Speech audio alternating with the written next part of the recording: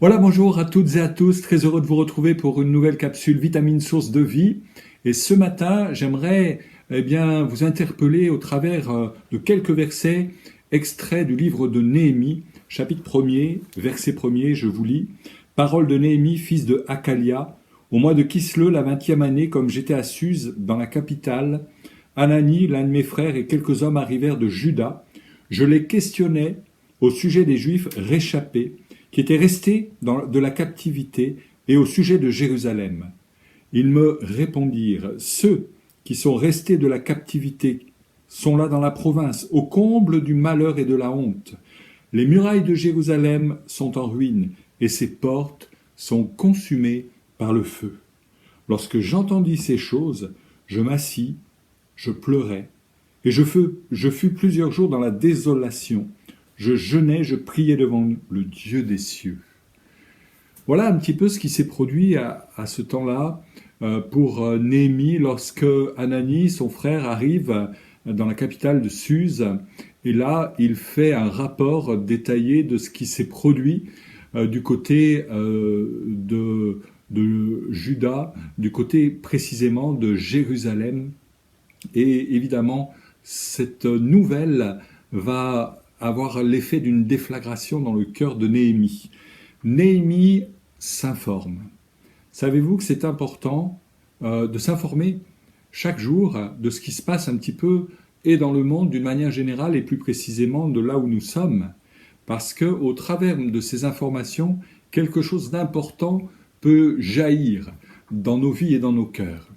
Souvenez-vous toujours, pour vous qui avez vu, par exemple, La Croix et le Poignard, ce film qui met en scène, si c'est écrit en anglais, qui met en scène le pasteur David Wilkerson dans les années 50 dans la ville de New York.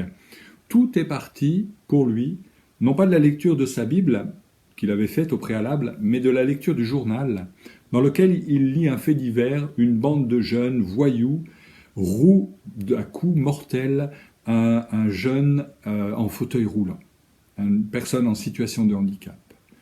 Et au lieu de se dire « Ah, mais ces jeunes, c'est répugnant ce qu'ils ont fait, ils méritent la corde au cou », non, non.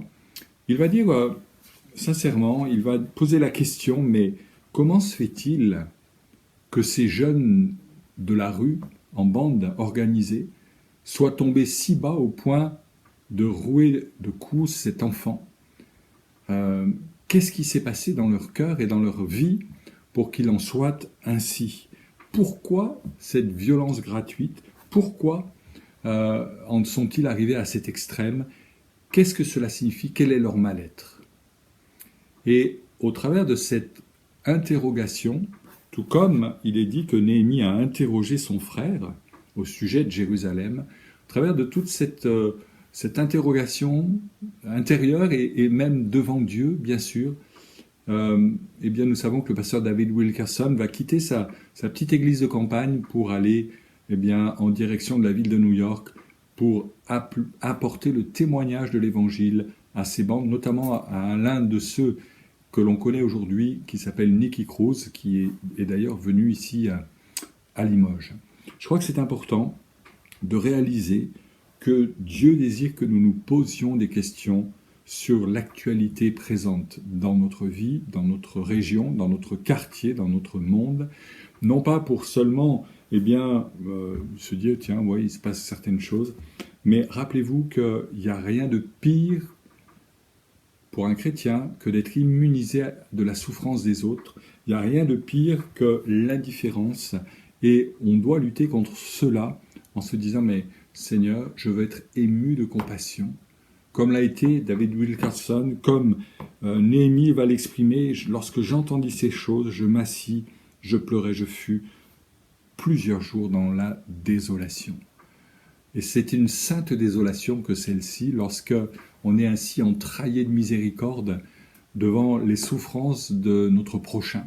Savez-vous que Bill Wilson, lui-même ayant été abandonné, étant enfant, recueilli par un couple de chrétiens, s'est converti dans un camp chrétien, a donné sa vie au Seigneur, Dieu l'a appelé au ministère pastoral et en lisant son journal, lui aussi, ou en écoutant la radio, il a découvert un fait divers macabre d'une enfant de 4-5 ans qui avait été assassinée et qui avait été mise dans une décharge publique. Et à partir de là, il s'est posé les questions, mais qui viendra pour ces enfants?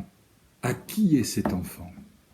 Et c'est le titre de son ouvrage d'ailleurs, de son livre, qui développe toute l'œuvre de Metro Ministries, qui aujourd'hui est ce ministère dans les bas-fonds de New York, qui est là pour apporter l'évangile auprès des plus démunis et des enfants, bien sûr, en priorité. Alors, aujourd'hui, je ne sais pas ce que tu vas faire de ta journée, mais une chose est sûre. S'il y a une information qui te reste à l'esprit et au cœur, sache que c'est peut-être Dieu qui le veut et qui souhaite que tu donnes suite à cela, que tu puisses prier et demander au Seigneur une direction et peut-être de dire, mais Seigneur, que puis-je faire dans cette situation précise? Aide-moi et donne-moi le courage et la hardiesse de relever peut-être un défi, là où personne semble intéressé, là où l'indifférence ambiante règne. Seigneur, moi je ne veux pas être indifférent, mais je veux être entrailli de miséricorde. Je veux être un Néhémie qui va me présenter devant Dieu et qui va présenter cette situation. Que Dieu te bénisse aujourd'hui et vraiment laisse-toi sensibiliser par la voix du Saint-Esprit en toute occasion. Que Dieu te bénisse.